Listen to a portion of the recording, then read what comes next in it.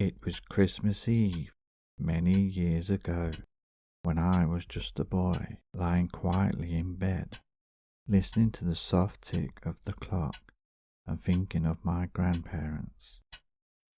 They'd passed away the Christmas before, and though the house was full of light and tinsel, my heart felt a little dimmer. A single tear rolled down my cheek when I heard it. A hiss, a whistle, the screech of metal on rails. I sat up.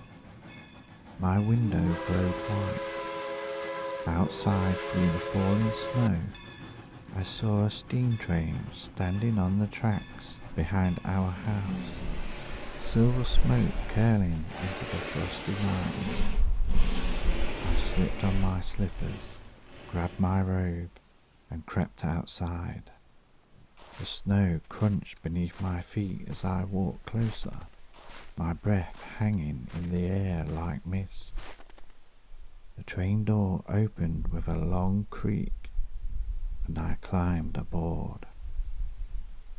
Inside, the carriage shimmered with Christmas lights, rows of children in pajamas, some laughing, others hugging older loved ones and opening beautifully wrapped gifts. I sat near the front, beside a girl about my age. "What's going on?" I whispered. She smiled softly. "I'm not sure," she said, "but my friend's sitting with her mum further down. She passed away last year." I leaned forward, and there they were, the girl and her mother laughing, holding hands. My heart swelled, and then I saw them, sitting quietly at the far end of the carriage. My grandparents, looking just as I remembered them, warm smiles, kind eyes. I whispered, "Nana, Grandad." I ran to them and they stood, arms open. We hugged, tight, trembling, crying, laughing all at once. We talked for what felt like hours, watching snowy mountains roll past the windows, shimmering under the northern lights. As we crossed the frozen sea, I could have sworn I saw a red, round figure waving in the distance. Santa himself, smiling through the swirling snow. We drank hot chocolate, sang Christmas songs, and for that night it felt like Christmas was whole again. But soon the train slowed outside my house. It was time to say goodbye. My grandparents hugged me once more and placed a small ribbon-wrapped box in my hands. "Don't ever forget, love doesn't end," my Nana whispered. And then they were gone. I went inside and fell asleep clutching that little gift, but when I awoke on Christmas morning, the box was gone. For a moment I thought it had all been a dream, until my mum said, "There's one last present." It was the same little box. Inside, a photo. Me with Nana and Grandad sitting together on that train. My mum smiled, confused. "What a lovely picture," she said. "But when were you on a train with Nana and Grandad?" I smiled, tears filling my eyes. "They never really left, Mum," I said softly. "They'll always be with us at Christmas."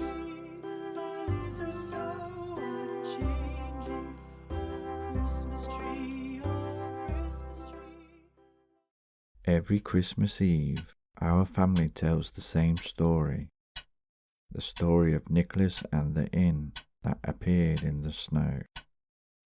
It's been passed down through generations, and some say it's true. Long ago, On a bitter Christmas Eve, a kind gentleman named Nicholas rode for a snow-filled country road. By his side was his loyal horse, Tom. They had been travelling for hours through wind and ice, hoping to deliver gifts to his sister's children before Christmas morning. But the storm grew worse, and both man and beast could go no further. Nicholas fell to his knees beside his horse and whispered, "Hold on, old friend. We'll find warmth soon, I promise." Then the world went white and silent. When Nicholas awoke, he heard bells, faint but near. Through the snow he saw a warm light shimmering ahead. An old country inn stood where none had stood before. Inside, the air was thick with the smell of pine and roast turkey. Holly and ivy hung from wooden beams. By the fire sat a portly man with a white beard, his face hidden in the glow of the hearth. Nicholas felt a strange comfort, like he was meant to be there. A cheerful innkeeper appeared and offered him a hot meal. "What are you doing out on a night like this?" she asked. "I'm delivering gifts to my late brother's children," Nicholas replied. "They've had such a hard year, I can't let them wait to nothing on Christmas morning." The woman smiled kindly. "Then you deserve a feast."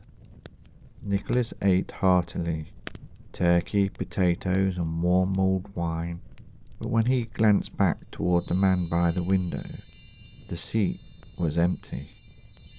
No plate, no glass, not even a footprint in the snow beneath the chair.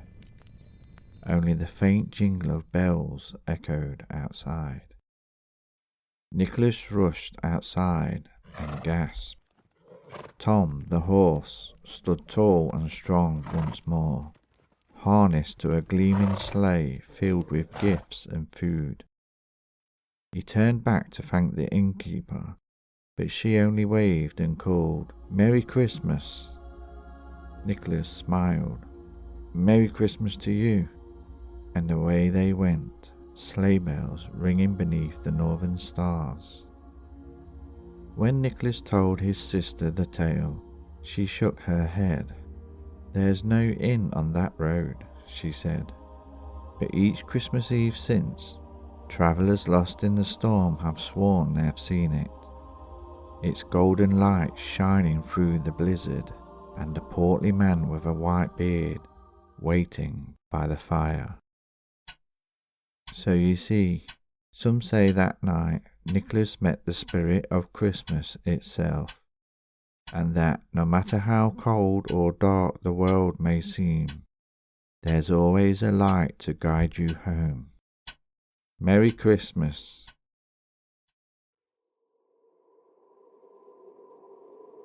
It was Christmas Eve, many years ago.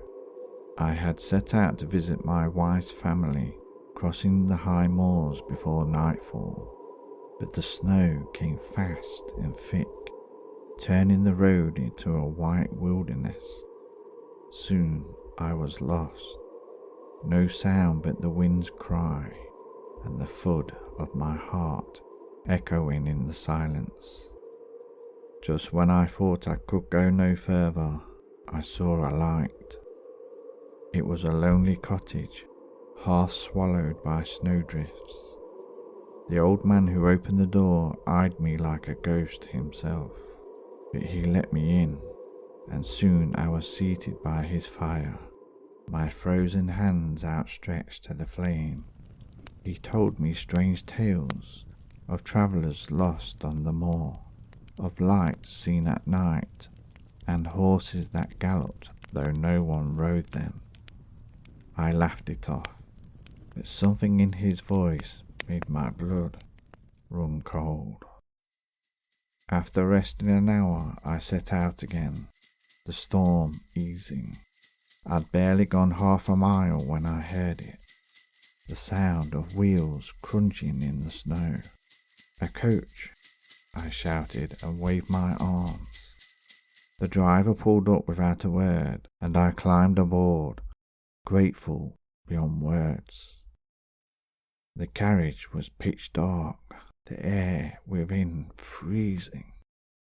I could just make out the shapes of 3 others seated opposite me, silent, unmoving. As the coach thundered on, I began to shiver, not from cold, but from dread. The faces across from me were deathly white, the eyes closed, not asleep, lifeless. My voice caught in my throat. I reached for the door, but it would not open. The driver cracked his whip and the horses screamed. Outside, the wind howled like a chorus of souls. Then I remembered the old man's words about a coach that had plunged into the ravine below the moor 50 years ago, this very night. I shouted. The driver turned, and for the briefest moment I saw his face, frozen, grey, and eyeless. The next instant, the horses reared, the coach lurched, and everything vanished in a thunder of ice and darkness. When I awoke, it was dawn.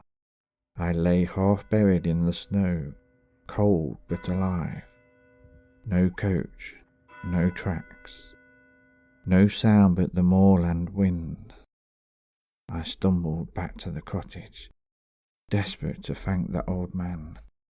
But the door hung open, and the earth was cold, as if no one had lived there for 100 years.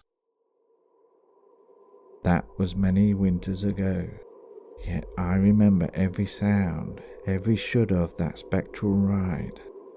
Some say it was a dream brought on by exhaustion, but when the wind rises on Christmas Eve and I hear the far-off jingle of harness bells, I cannot help but wonder if somewhere across the snow the phantom coach still rides.